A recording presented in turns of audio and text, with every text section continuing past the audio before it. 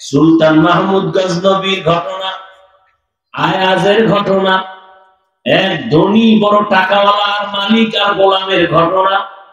মালিক আর গোলাম বাড়ি যায়, হঠাৎ মালিকের কয়, গোলাম স্যার একটু দাঁড়ান, আমার একটু জরুরত আছে।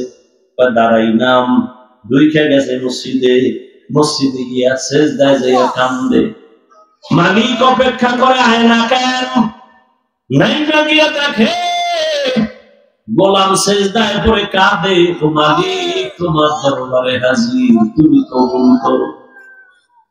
দীর্ঘ টাইম অপেক্ষা কইরা গোলাম যখন বের হইতেছে, মালিক এত দেরি কেন করলা?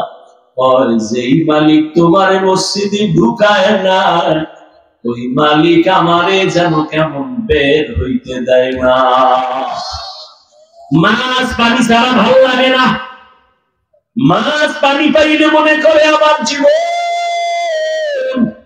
আরে আমার মাওলা পাকের যারা আসে, আল্লাহর মোহাব্বতের যারা গোলাম, ওরা দুনিয়ার রং তামাশায় কইরা গেলে ভাল লাগে না। কখন জিকিরের ময়দানে ঢুকবে, কখন একটু আলেমের কাছে যাবে, কখন একটু কোরআনের তেলাওয়াতের আওয়াজ অন্তরে নিবে, কখন একটু জায়নামাজে দাঁড়াবে, কখন আমার মাওলাকে একটু মায়া কইরা দেখবে, ও আল্লাহ।